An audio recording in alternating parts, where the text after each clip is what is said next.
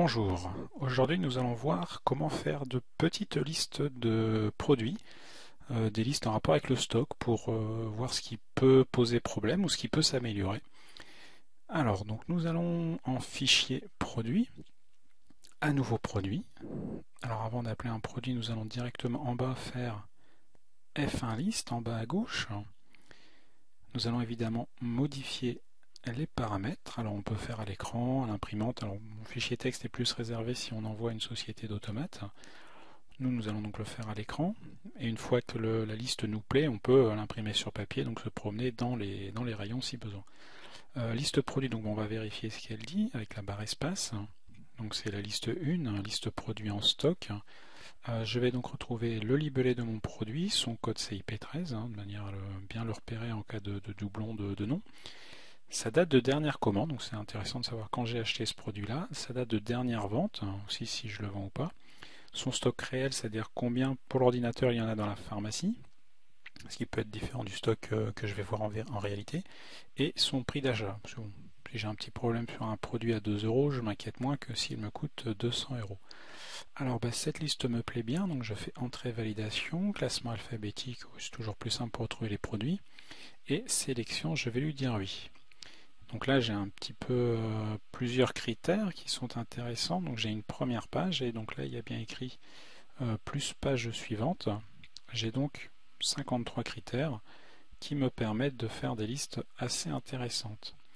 Alors, je vais commencer par le critère 33, données stock, que je retrouve ici. Donc stock réel, je fais entrée, avec la barre espace, je dis supérieur, et je mets le chiffre 100. Donc qu'est-ce que j'ai plus de 100 boîtes en stock, tout simplement. Donc, comme ça, je vois un peu est-ce que j'ai pas du surstock, ou une erreur de réception, parce que peut-être qu'en voulant dire 30, la collègue qui bipait les produits a dit 300, donc dans ce cas-là c'est un petit peu gênant. Alors bon, l'odon, arthrodon, des bandes, d'afalgan, doliprane, je dirais, sont des choses assez classiques que l'on a souvent en grande quantité, mais il faut regarder effectivement s'il n'y a pas un problème de période, parce que si j'ai, bon, météospace 1000, si on est en pleine période, pourquoi pas, si on est hors saison, c'est un peu plus gênant. Pareil pour le mucomyste, si je suis en plein mois de juillet, le mucomyste, a priori, sans stock, c'est pas une très bonne affaire. Voilà, ensuite donc je fais, si jamais je vois donc que c'est une erreur de stock, je n'en ai pas 106, j'en ai juste une vingtaine, je fais entrer dessus pour accéder à la fiche produit, et là je peux directement faire une régule de stock, j'ai accès à la fiche produit, ou si je voulais changer son prix, ou autre chose. Voilà. Pour notre première liste. Alors après on peut faire donc une deuxième liste, toujours en rapport avec le stock. Donc critère 33 que l'on aime bien, stock réel, cette fois-ci négatif. En effet, donc le stock négatif, ce sont les promis. Alors les promis que j'ai vendus hier, ça va. Les promis que j'ai vendus il y a 6 mois, c'est plus gênant. Alors là, très bon fichier, je n'ai aucun stock négatif. Donc tout va bien. Il arrive assez souvent que l'on commande un produit, le grossiste vous dira ah, je ne l'ai pas, par contre j'ai le nouveau, puisqu'il y a un changement de code CIP. Alors si on se trompe, on réceptionne l'ancien code au lieu du nouveau. Alors on se rend compte évidemment de l'erreur de stock quand on bip le nouveau produit, mais l'ancien, il faut penser à le mettre à jour. Cette liste permet de retrouver tout cela.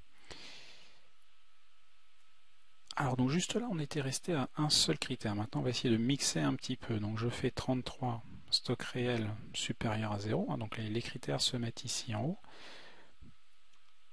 Si je fais plus page suivante, j'ai le critère qui ne vient pas, voilà, 52, produit au frigo. Entrée, entrée, entrée. Et je vais donc avoir à l'écran m'afficher mon stock frigo. Donc ça me permet, alors en général celui-là on l'imprime plutôt, d'aller dans mon frigo vérifier si j'ai bien un apidra, 2 boost etc. Je ne suis pas très bon dans la prononciation des produits. Voilà, est-ce que j'ai bien mes 8 d'Erinox, mes Angers XB, mon garde asile, etc. Donc tout ça pour vérifier si mes stocks sont bons. Ensuite, toujours 33 stock réel supérieur à 0, j'ai un autre critère intéressant qui est un 18, le prix d'achat minimum. En général, Donc là on va mettre 100. Qu'est-ce que j'ai en stock à plus de 100 euros?